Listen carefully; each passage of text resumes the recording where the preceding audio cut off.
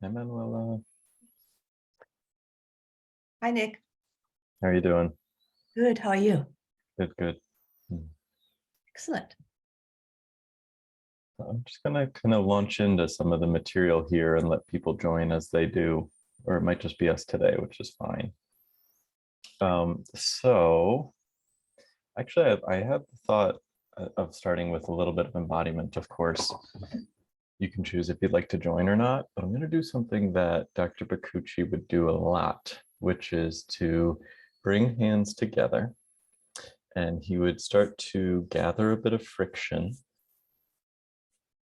gathering up a bit of warmth in our hands, adding some pressure, noticing that feeling. And then when you feel ready, taking those hands and placing them on the center of the chest.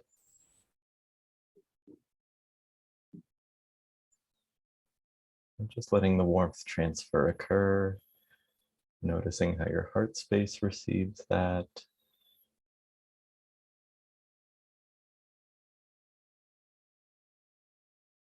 And taking a moment to greet your body, letting it find a settling place, letting it catch up and find its way to this moment.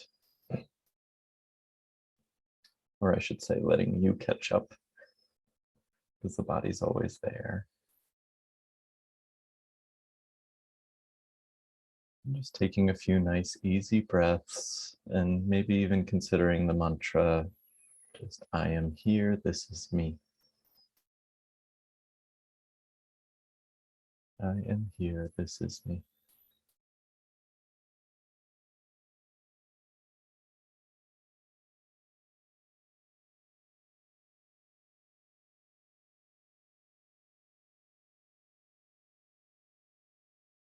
And starting to find your way back.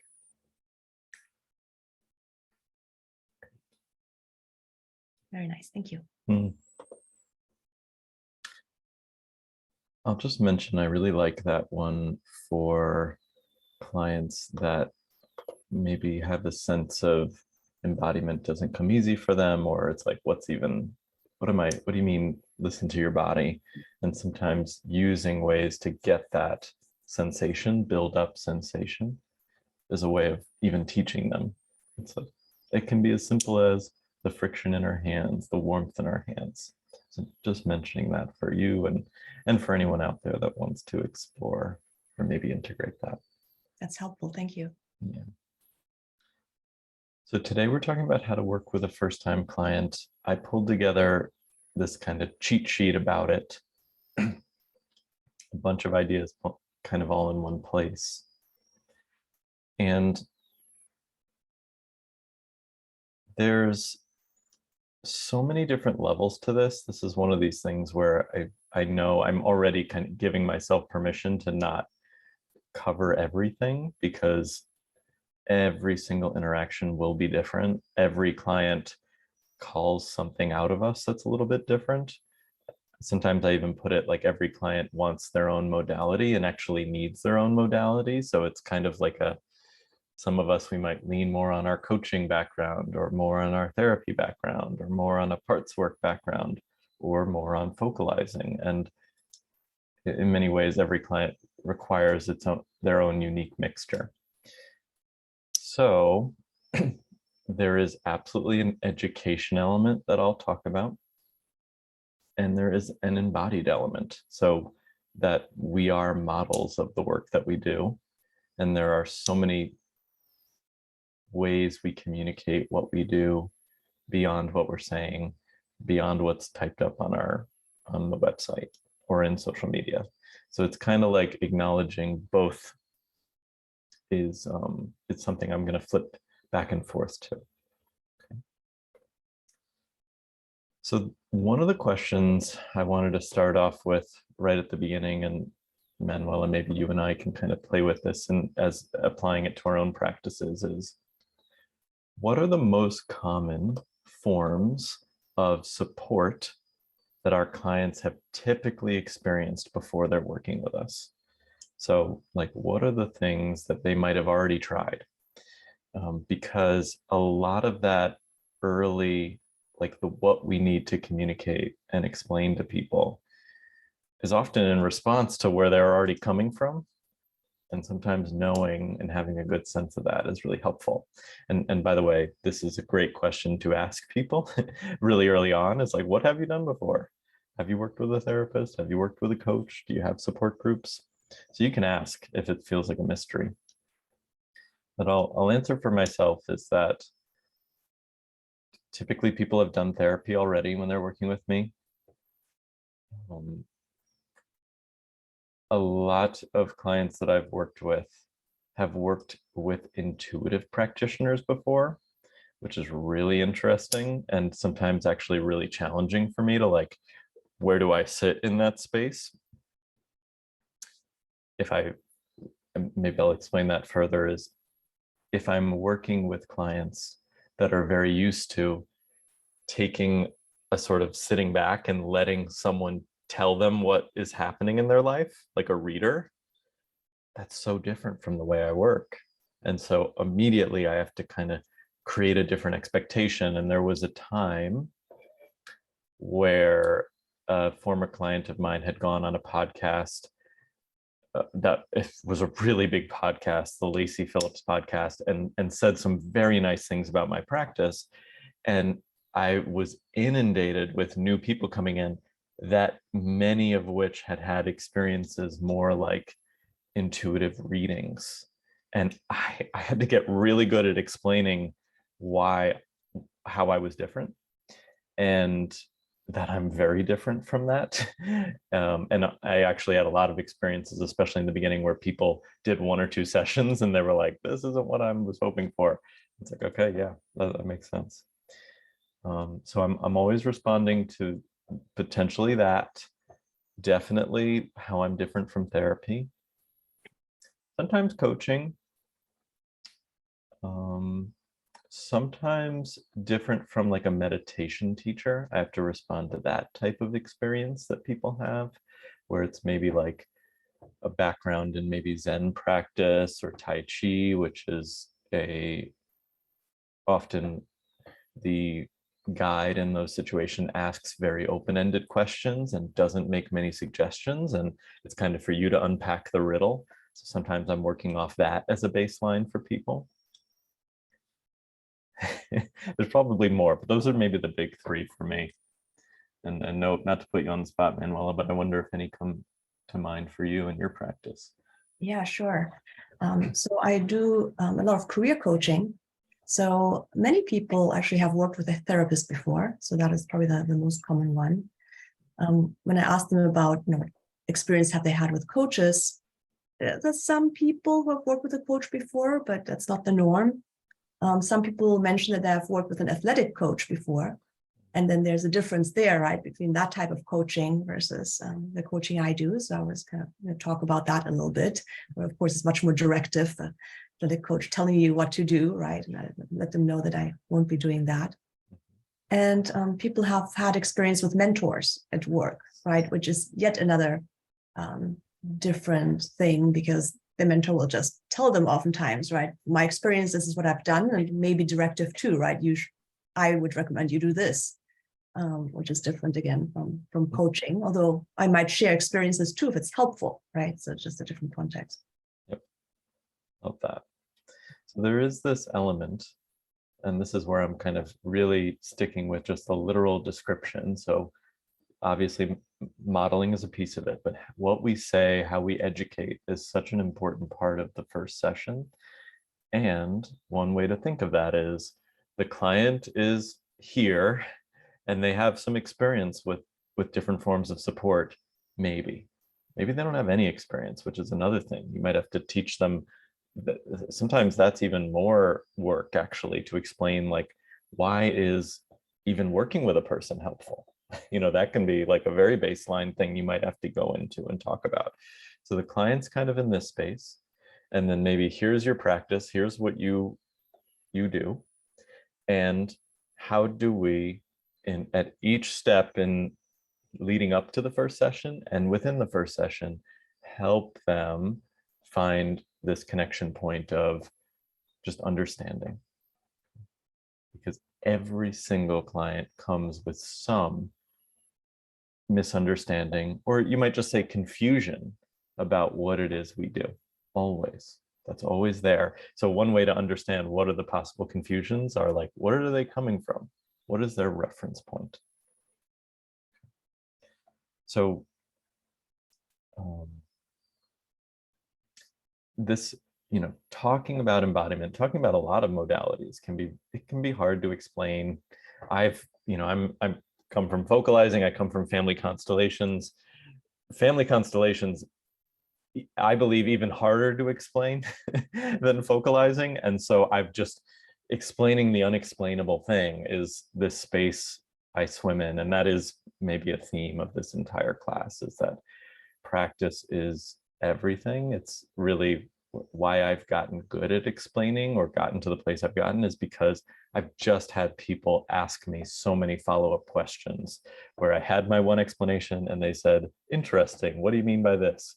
And then that forced me to come up with another explanation. And they said, oh, well, that's confusing because of X, Y, and Z. And then I had to try again. It's just practice over and over and over again. So I will say, just honor, no matter where you're at, honoring your level of experience of explaining. That's part of it. Is you're going to have to learn. I had to learn, depending on where you're at.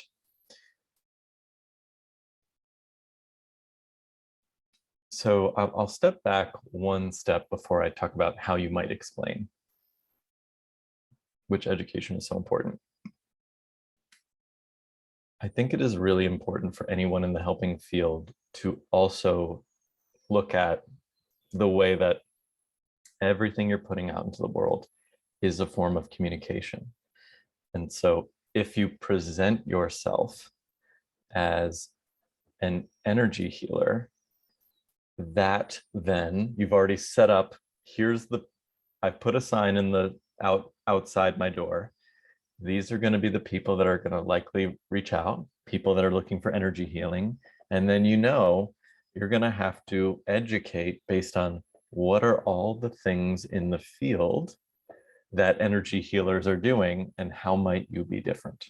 And the whole point of this is, like, you want people to know what they're getting into as best you can, because no one wants to get to a third or fourth session where the person's like, this isn't what I expected. I thought it was going to be X, Y, and Z. It doesn't feel good. It doesn't feel good for anyone. So you want to explain a little bit. So knowing where they're coming from, doing some research about the field that you're in is really important, I think. And part of research is actually just having supports yourself, having coaches yourself. You get to see what other people are doing. But, for instance, if a person is used to coaching, some coaches have extensive in-between session support. Maybe they have a Voxer where you can send voice messages at any time to the coach. Or there's going to be practice that's every day, or there's going to be a whole framework laid out. And where do you sit in that? Maybe that's not your style, or you don't want to have that style. That's fine. But it can be so important in a first conversation, or on your website, or in any documents you have them review or sign, that you say, here's how I am. And I would recommend really working in the way you want to work. I'm not saying you have to be like anyone else, but it can be so nice to know what's out there so that you can explain based on that reference point. So you'll notice on my Instagram, there's disclaimers. It talks about what I am. It's in the story highlights on my Instagram. It's on my website. It's in the footer of my website. It's on the About Me page. I come from a coaching background. Here's some differences, not an alternative to therapy. Then I get on to because a lot of people are coming from therapy. So I'm always working against that in a way, not against it, but I'm working with that starting point. So it's on my social media. It's on my website. In the consultation call, I talk about it. Here's the differences between me and an experience you might have with a therapist. And then in the session, I might say again, hey, so I'll make this concrete with examples. So on my social media, there is a disclaimers area. It says, Nick is not a substitute for a professional consultation. Uses some really concrete legal language there. Then on the website, Nick is an embodiment coach. He walks every client through what this means. There's a bit about what is focalizing, what is family constellations in the About page. And then in the consultation, I ask them what they've done before, and I literally explain things like, as a coach, I'm not trained to diagnose or treat mental disorders. So if that's the space you're coming from, or you have a diagnosis that you want someone to help unpack or work with, I'm not the right fit for that. It also means I don't have a crisis training. So a lot of the work is we meet at our designated time. I don't offer in between support. If at times you feel like you need that, let me help refer you to someone that does offer that support. So I'm always working off where are they coming from? I'm going to let Jay in right now. Jay just came in.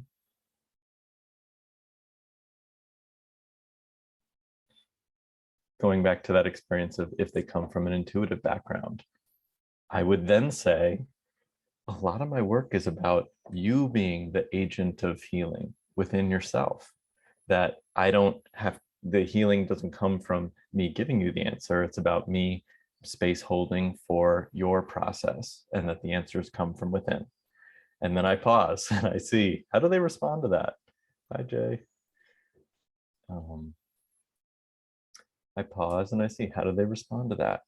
And sometimes if it's via Zoom, I can kind of see it on their face, like, interesting, that's kind of different than what I was expecting.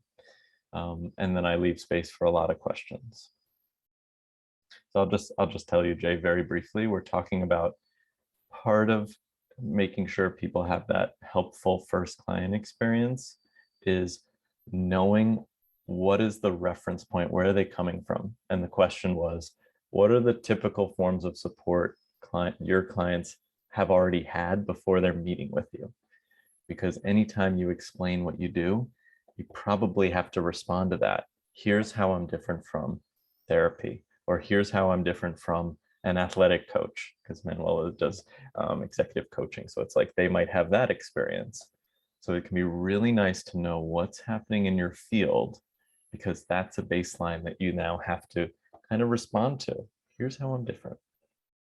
And I mentioned I work with, there was a time, especially about a year ago, where a lot of people were coming to me that had had experience with intuitive reading. And I had to explain, how am I different from intuitive reading? One of the things is that the answers come from within you. It's not about me telling you what you need to do. And that really helped let some people go. And there's a really great, I love one of I'm not going to get it exactly, but there was a quote from one of my family constellations teachers that I liked, which is, when people let you go or fire you, you could say, it's kind of a harsh way of putting it, or say, this isn't right for me. Every time that happens, it actually frees you as the practitioner to come back to your authenticity. It's like, okay, I didn't have to try to fit into a box for them, which can sometimes be the pressure. They've let me go. Now I can come back and come back to myself. And hopefully there is a constant coming back to yourself and checking in. But I've noticed that phenomenon of sometimes the tension of feeling pulled to be something someone wants. How do we keep coming back to ourselves? Okay, start with a reference point. Let me pull up my notes. So the things that I had here is, how are you different? It can be nice to write this out and practice this. How are you different from the potential places people have come from? What's different about your credentials? What's different about the style of work? And also, what's different about the goals that you work with? Sometimes your practice really goes towards different goals than some of those other types of support. Maybe a person's experience is that the goal was to make more money. And that's actually not really the zone that you like to work in or that you often work in. It can be helpful to just actually put that all out there. And I try to do that in a consultation call. I like consultation calls for that reason. Okay.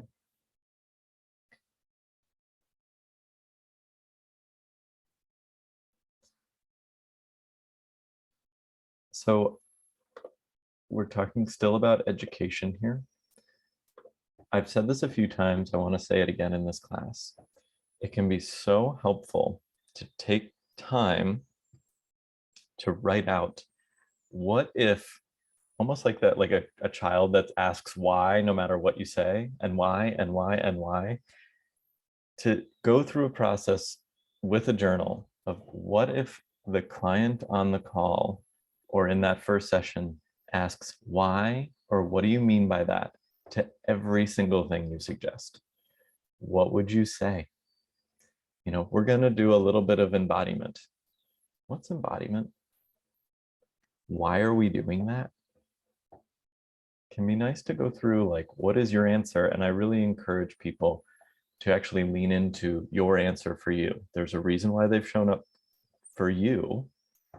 If you give the answer that everyone else gives, they might actually lose something in that. They want to know your answer. So why do a little bit of embodiment to start? What's a body drop? Why do we do a body drop? I was speaking with someone that was really into Tai Chi this past weekend, and they were talking about, they were really interested in how important the present moment is, which I love. And it was like, you know, in the present moment, we have a chance of seeing things outside of our conditioning. So it's like really relevant to focalizing. We have a chance of seeing things in a more honest way. So just that talk might inspire me this week, you know, on a consultation call. Someone might say, why a body drop? Or in a session. And I might respond with, like, you know, it helps us get a little more present. And present moment helps us see things a little bit differently, gives us the chance for something new to show up. Maybe something, we learn something about ourselves in that beyond the stories that we already know backwards and forwards. I might just lean into that.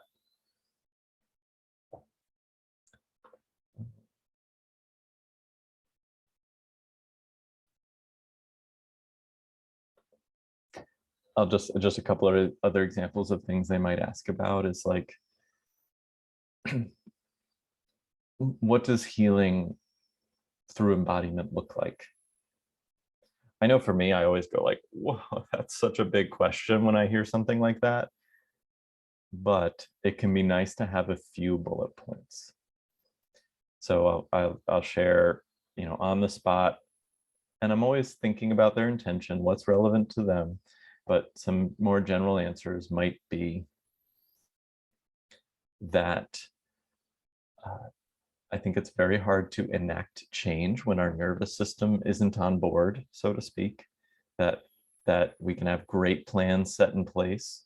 We can know everything about what's happening. We can be really clear about the dynamics, and we can't follow through. Why is that? Why do we keep procrastinating? Often there's a feeling in our body that hasn't been acknowledged or explored. And with some tools, things that can feel really hard sometimes feel easier for people. That's a big one, I would say.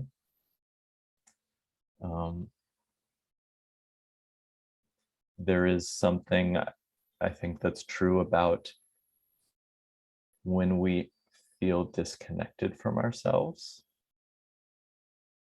A lot of things that we're doing, kind of automatic behavior in our life, we're kind of in a full, sort of a soup where it's mysterious to us. We don't know why we're doing things. We feel like we're pulled into spaces we don't want to be in. We feel inauthentic because the way our life is unfolding feels out of alignment with the life we want to have. And embodiment can be a way of actually getting clarity about that. Like our body can teach us a lot of things about, hey, you know, the way I'm feeling at work, I actually don't feel safe here. or there's a way in which I feel like I'm following a script that I've always been taught or that I'm supposed to go with. And by the way, something that can be really interesting is it even true to ask that question? Do I need to follow that script? Maybe there's other people enforcing it. Maybe I'm enforcing it. To get into those kind of curious spaces.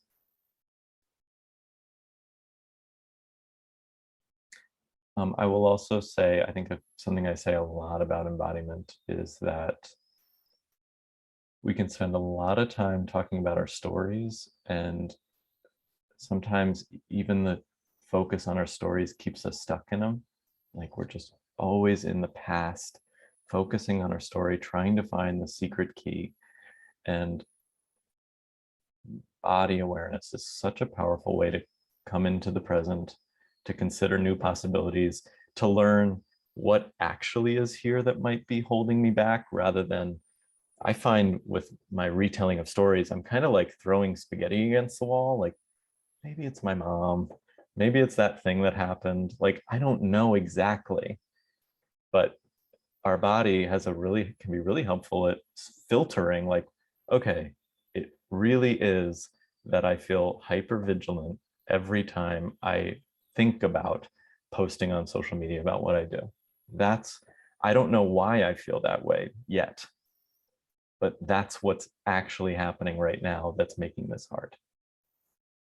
So helpful to filter and focus, and I think embodiment can be helpful with that. So a few potential answers there. Please reference your own. Think about how did it help you? That's a great thing to sprinkle into those moments. Okay. This has been in the background of everything I've shared. Get clear about their intention is so important. What you share, how you educate them, it really all comes back to, why are they here? What do they want to gain from this? And to listen to your own body. Does their intention feel like, this isn't right for me, or this is too much, or I don't know if I know anything about this, or if I have anything to share about this? Listen to those impulses and instincts. Knowing their intention will help you give answers. I want to share a couple things that I've seen showing up for me, just because it might be helpful to you all and people watching this, is folks that come in, they're thinking about making a big time and money investment. So they have intentions, like this is important to them. And there's a sense of almost like, I don't know exactly where it's coming from, but I feel like what they say their intention is very vague. It almost sounds like they're afraid to like own it. Like, I don't want to yell at my dad anymore, or like I don't want to, like it's instead it's like, I want to be more peaceful. And it's like, okay, that's helpful, that's something. And then I have to ask them, like, if you felt more peace, what would that do? And there are times, and this has happened in recent, where I have to ask this question 5 or 6 different ways over the course of the consultation call, because it's still very vague. It's like, I want to feel more in alignment. That's great. I respect that. And I don't know exactly what that means. And I might say, like, what does that mean for you? If you were feeling aligned, how would you know it? How would life look like for you? I find that to be so important, to just keep going, keep asking the question, almost like risk crossing over into frustrating them with how much that you're asking the question. And that has helped, I think, dramatically get to spaces. And maybe in the end, it's like, and I've definitely experienced this, where it's like, the intention is just to feel differently. I'm hearing, you just don't want to feel this way anymore. Great. I can align with that. But oftentimes these intentions are very layered. And if you don't take a chance at first listening to, like, I feel confused about what I'm doing here, or why they want to work with me, If you feel confused, ask questions, risk asking dumb questions. Because I work in a space where people often have a spiritual practice, there are so many spiritual practices out there that I have not been exposed to, that I don't know how that works or what the goals are or where they're coming from. So I have to ask about their intentions. Maybe their goal is because if I'm no longer angry at my family, I'm going to get into heaven. I mean, it could be like things that are very religious oriented. And if I don't ask the question, I don't know. I will say I haven't gotten that one, but that's the kind of, sometimes I'm very surprised of like, oh, wow, you're just coming from a different orientation. And if I didn't ask the question, I wouldn't know that.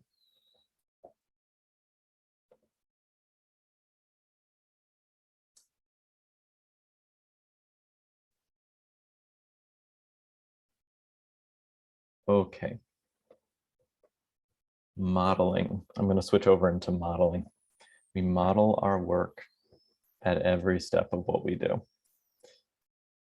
I love the quote. I think it's from Kathy Kane. She comes from somatic experiencing, that our clients are often just borrowing our nervous system for a bit.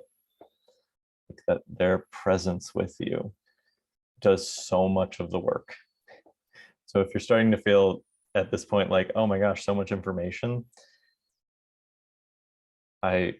the focus on diving into this work on your own, having moments to take a breath before sessions, checking in on where you're at. Are you even able to do sessions today? Maybe it's not a good day. Maybe you need to reschedule people.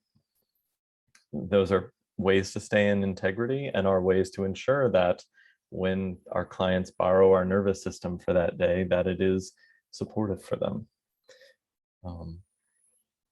I will also say, I don't think our clients need to borrow our perfect, our best state all the time. We fluctuate just like every human fluctuates. Someday they're going to meet us on a day where we haven't had as much sleep, or we're going to be a little more frazzled. But the way we hold those experiences are teachers too. And depending on your style of working, you might even disclose pieces of this, or you might not, and it's just something you're holding. So know that the way that you communicate, how you show up, the way your website looks, these things all are forms of communication about where do you sit in this very colorful space of healing and wellness, therapy, coaching, wherever you land.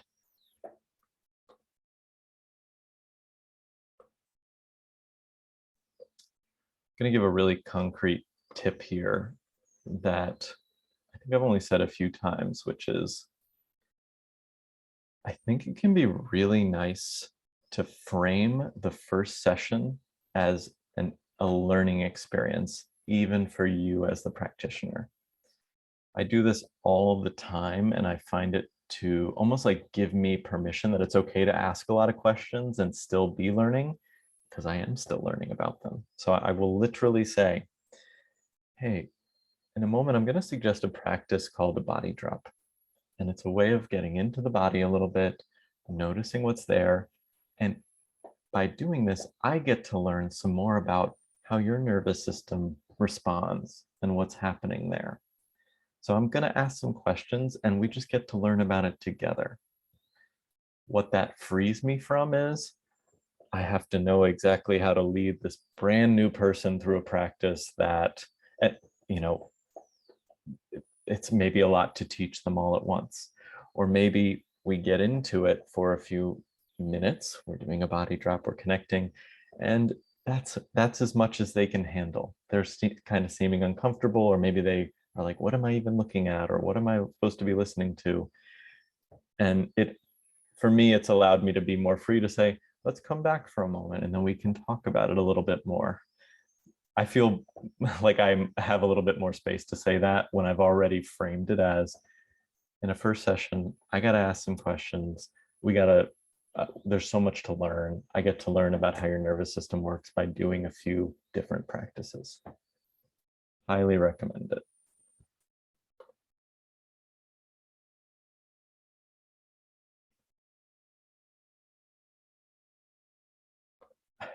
if I could share just a little bit like total left field suggestion too, is once or twice I have hopped into ChatGPT to just see what the AI software says about some of these terms.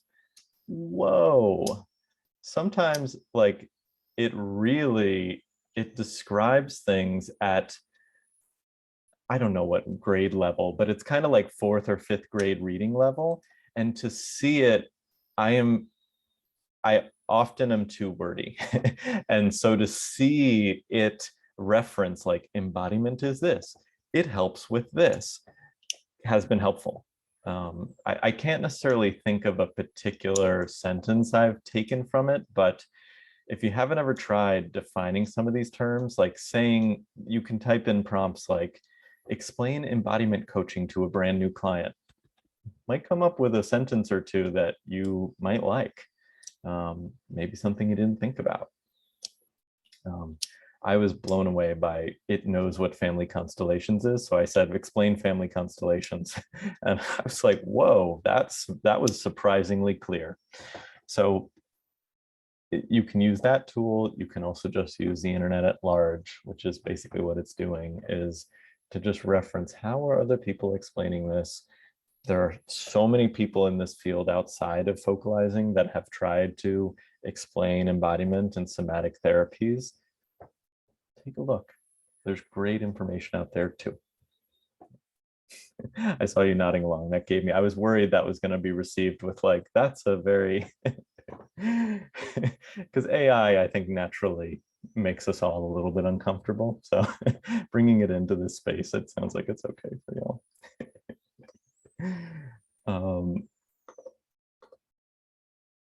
Okay. I had written in my notes here, don't be afraid to do less in the first session. That sometimes we don't even know what is too much or too little with a person. And if you're framing the first session, hopefully you've written out, like maybe you like to work with people at least 4 times. Maybe you like to work with people for months. So to frame like, this is a first session, we're going to do some practices, but it's still in the spirit of learning, will release you from having to have some kind of crescendo at the end of the very first time you're meeting with people, which can feel like enormous pressure, especially because there's so much they don't know about the work. So everything you can do to let that off the hook and say, great, I got to learn a bit about how you respond to this. We'll work more with this as we visit that internal world, as we connect with our nervous system. Often more comes, we learn more, we get to explore more, and we'll pick up next week where we left off. That just anything you can say to set that up, set expectations that it's okay for a little bit to happen today or for just education to happen today. I think it can be so helpful.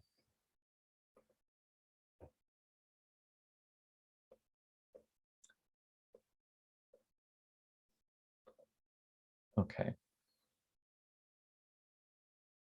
Couple other little things, and then I'm going to share a couple like personal experiences here. So I think it can be really nice in the first session to model empowerment specifically.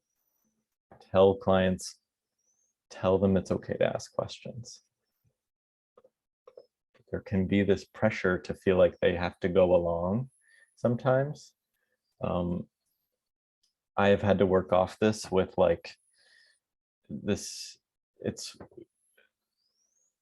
has both been helpful and interesting to see that with the way my social media has grown, that follower number affects how my clients are showing up to the first session. I find they are more likely to think I must have the answer or that they've put me on some sort of pedestal, and I have to work off that because that's not how I like to work. So it's like, I'm just a guy. Like and please, like if you feel confused, ask questions.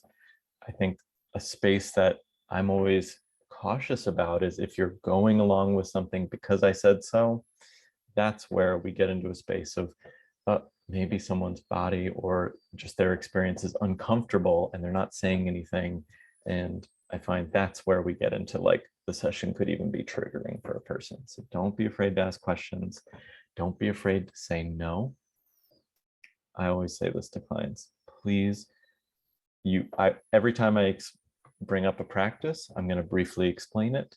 And then you can decide, yes, I'd like to try that, or no, that's not right for me today. And if it's not right, we'll go in a different direction. That's okay.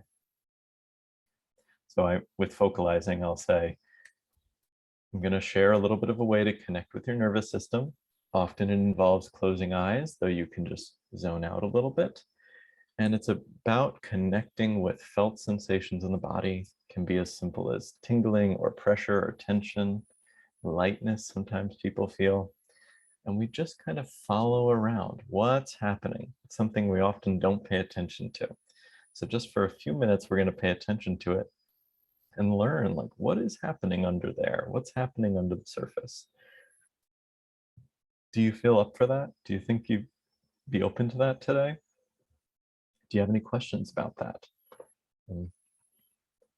Risk taking that moment where the client might ask you questions you weren't prepared for, but it will help to have those spaces where they can ask questions.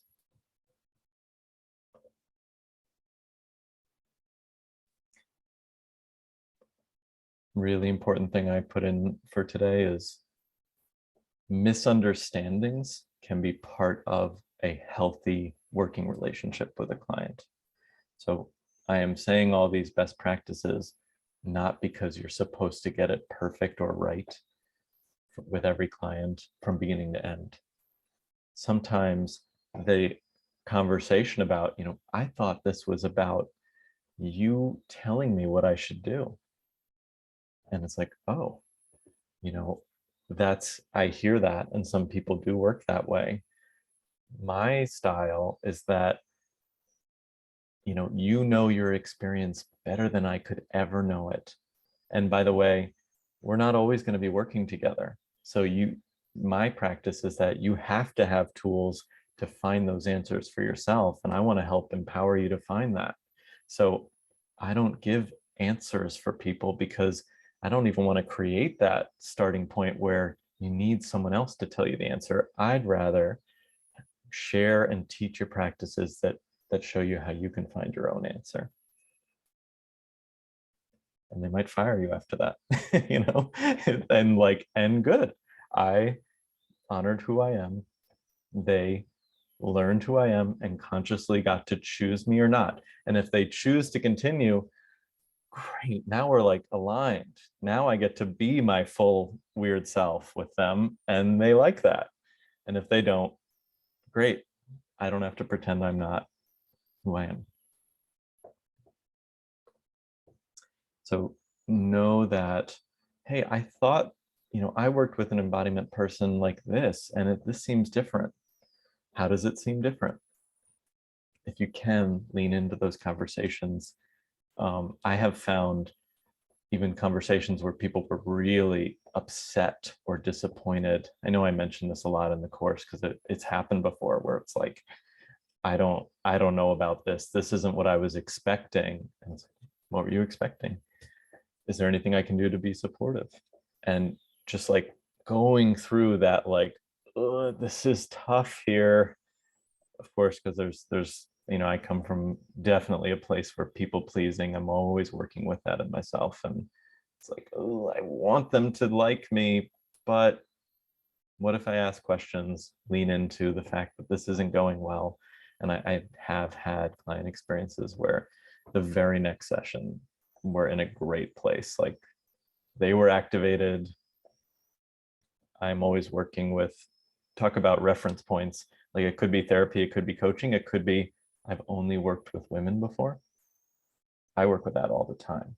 And you might have that experience, like I've only worked with men before, or I've only worked with people that come from the same cultural background as I do.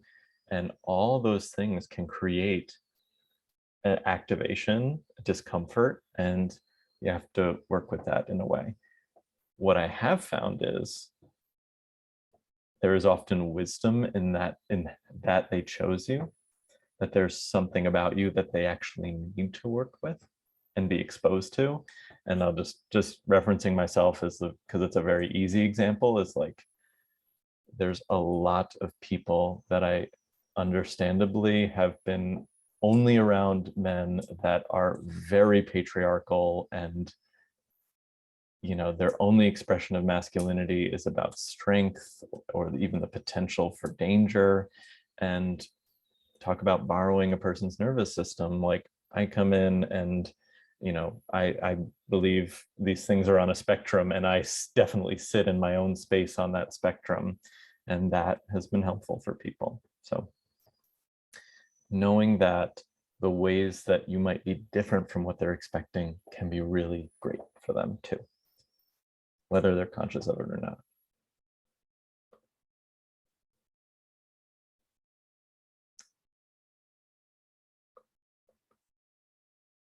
And then one more little thing I had here, which is where people come from and find you is also something you're going to have to work with in that first consultation and that first session. And I've never said this out loud, but I feel really affirmed in it. For me, and this might only be for me, people that get referred, so friends of my clients, I have found have been the hardest people to bring in and educate about what I do, which is, it's so strange. I would think it would be the opposite, but in my experience, people that I've worked with that really get a lot of the work, they go to their friends or their family members and they sing my praises, and I feel that they often describe what I do in a way I wouldn't describe it.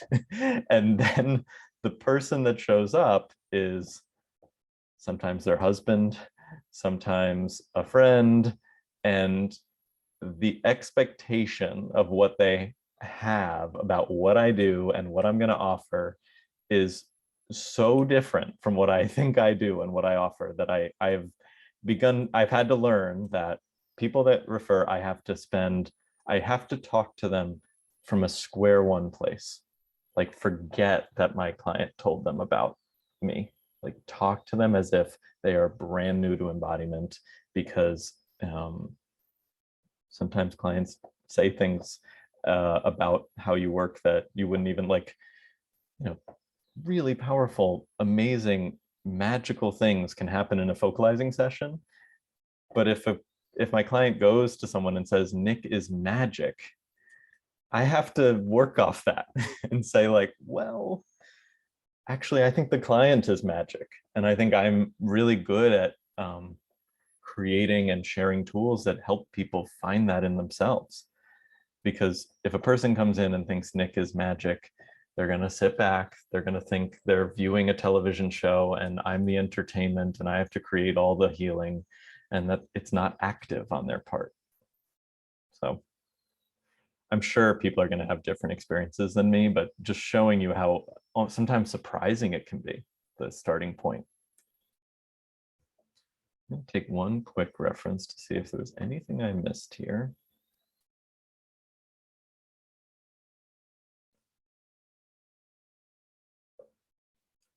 So that's what I have in my notes, and I'm just so here to also see, like, as I get to my notes, I realize I talked a lot about communication, which I think is really important. Maybe there was an expectation for more tools. I'm also open to that, but any questions coming up for you too, or just comments, I'm completely open.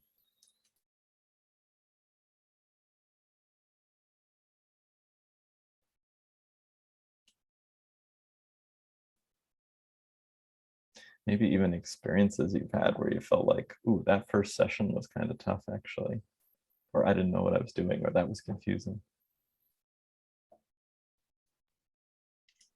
I would just say that a lot of what you've said really resonates, and it's actually good to have it reflected back, and some of these things just organically like I find myself organically exploring some of the things you said, and kind of feeling into, yeah, I suppose the more first sessions I have, the more I kind of let go of so much of what a first session should be like, because it changes person to person. But yeah, it's good to name like that kind of that thing about the intention, and how I really recognize the vague intention, coming in with the vague intention, and kind of, yeah, I think organically started to, yeah, work out myself that the less I'm kind of clear about what it is that they're in the space for, the less connection and unfolding and all of these things can happen, because yeah, it feels like we're kind of dancing around something that, and there's really something quite substantial there. So that's really, really helpful to like name and hear that, and be affirmed that there's something there, at the same time holding this kind of space for exploration. So like, yeah, being clear about what the intention is, but how we explore that and let that kind of live is completely like unique to them. So yeah, that kind of just landed in a kind of in a way today. Thank you. Yeah. I have found that when the intention is vague, there is an intention there, but now I might be writing an intention for them about what healing should look like. It opens the door for my own bias to show up. And by the way, that potential is always there. And even if they use really eloquent words to share their intention, there's always this way in which they're going to know it a little bit better than I can, because they've lived it. It's their experience. But in really vague intentions, we might fall back on, oh, well, here's what healing looks like for most people. Here's what feeling better looks like for most people. And it's the number one thing I would say when you get to the end of a session and it feels like, what was that for? Or why was that what I wanted? If you get that feeling, it's almost always that the intention wasn't clear enough at the start. Yeah. And again, it's not at all to be judgmental, but having that slightly critical eye of just like, that wasn't very clear. I don't understand that. That feels like a spiritual idea I'm not that familiar with. Like, I want to dissolve my ego. I would immediately say, like, in myself, I would think, I don't know how to do that. Like, I don't know what that, and that's not my language really. So I wouldn't, and yet I do know a lot about it, but I would need to know more. And so helpful to just ask more. Yeah, I would agree. There's, well, in my experience, if there's something that feels quite big or vague or maybe a bit out there, there's often something internal and beneath it that is driving that thing. So it's, yeah, it's the curiosity to kind of get to what's really underneath it that I think that started to unfold organically in the sessions for me, which I'm finding, yeah, is helpful, helpful, very much so. Yeah. Yeah, I would echo the same thing in terms of the importance of intention. And I'm sorry, Nick, I didn't mean to interrupt. No, go ahead. Yeah. And what's interesting is for me, it's usually less about the vagueness of the intention, because again, in career coaching, people often have like a specific idea of what they want. But I do ask the question multiple times. I do ask initially in that initial consultation where we decide whether we're going to work together or not, of course, and we discuss what their goals are and intentions. And then again, in the first session, when they do become a client, that question is brought up again. And it's interesting that sometimes it seems to have shifted a little bit, and then it's good to discuss, right? Like what is really the true goal here? Even with that, I've realized some people might be afraid to focus on what truly matters in their life. Very early on, when I first started as a coach, I had someone who came to me because they wanted to work on their career. I was specific in terms of, they wanted to advance to the next level and they wanted help with that. I go through the wheel of life, right, all areas of their life with them in the initial session. And there was something they mentioned about their relationship. And I noted that, but the agenda was driven by the client, I figured, and they said they want to work on the career. So I'm like, well, maybe it will come up again. And sure enough, we made all this progress on the career front. And then one day she came to the session all dissolved and, something had happened. The relationship had blown up. And so all we did that session is talk about that. And she told me, oh, I wish I had focused on that instead as my goal for our coaching together. And it sort of made me realize that something what people write down or put forth may not even be the most important thing in life. And so I've tried to be more aware since then of like, what else are they saying, right? What am I picking up on, and trusting myself a little bit more. If there's something I'm like, that's interesting. Why are they mentioning that? Right? Yeah. I had literally the same experience even today, where I had a first session with a first client, and you're reminding me that I do often ask this question of like, hey, when we have that first consultation, in a way, we've already opened the book on this what we're working on. And sometimes even just a few days after or a week after that call, we get some new ideas, some new kind of, it's like, oh, I should have talked to Nick about that, or I should have mentioned that. Did anything like that happen? What's been on your mind? And very often there's a sense of, after that conversation, I thought about this, and this.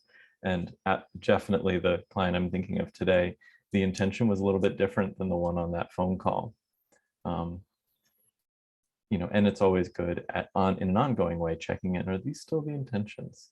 How are we doing? It can be nice to have that progress report too. And in defense of the client, it's scary to set goals because now we can either reach them or not. It's like now it's set in stone, and like now we might have to deal with the fear of failure or not reaching them or something like that. So there's a lot of reasons why the intention might be vague. Maybe people feel like it's not safe to ask for too much. Maybe it feels like too much. Maybe it's so personal and intimate that they're experiencing a fear of being seen or witnessed in it. I worked with a lot of people that were othered in their family, and being seen and heard is very complicated. And at times people in their lives really stomped on things that were authentically them or dreams that they had. And they're just getting to know me. What's Nick going to do if I really share what's important to me? So there's a lot of reasons for it, but hopefully with that gentle curiosity, it starts to take shape. Yeah. I think I would add to that as well. There's a layer of safety and trust that with my clients, it takes a little while. Like even off, the first consultation, it's just like they're there, but then they're not really completely there. They want to be there, but then their nervous system is literally protecting them. And so, yeah, that's why when you said, at least 4 sessions, that really also resonates, because it takes that time to build the resonance or the rapport or the connection that maybe just allows them to just soften a little bit, and maybe that's when the deeper intention or the deeper desire comes through. Yeah, just felt to share that. Complete agreement. Sometimes stuff starts to open and move in a third or a fourth session, and it doesn't have anything to do with the practices or the way the sessions went. It's just, it's feeling safer now. There's more trust now, and now more can come. 100%.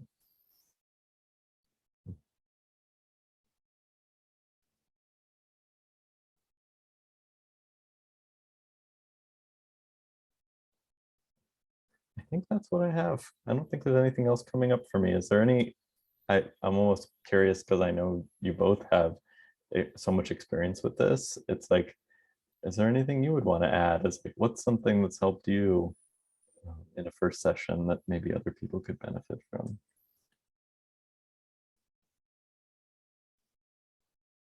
And we've kind of said a few, so you know, maybe those are the things. Yeah, for me, because I haven't done much embodiment yet, and together in my career coaching, so I don't think I have a lot to add, because I'm really trying to figure out how to integrate more of that embodiment into my first session. So this was really helpful in giving me some ideas, and it's going to help me define that a little bit more. Thank you.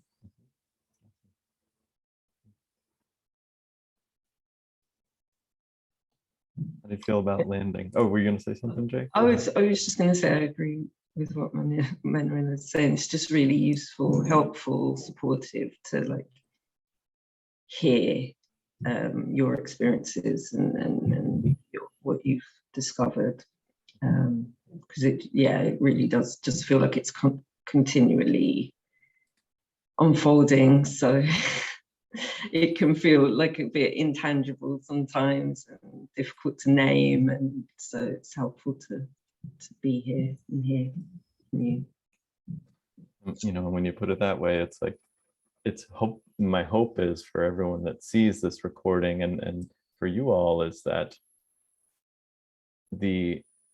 what you're receiving is not just a few bits of language, but that you hear this way that the clients teach us a lot, and that like everything I'm sharing is not a reflection of like, this is what I just, because I'm smart, I put this all together. It's, I got challenged over and over again in these, and then I just kind of leaned into like, okay, I just have to take a moment and what is my answer to that? What do I think about that? And then you got to see, and then I got to see at the end if there was a sense of like, I get that, or I don't get that at all. And because so it's a lot of this just comes from, I don't know what it is, 400 consultation calls or something like that. It's a lot.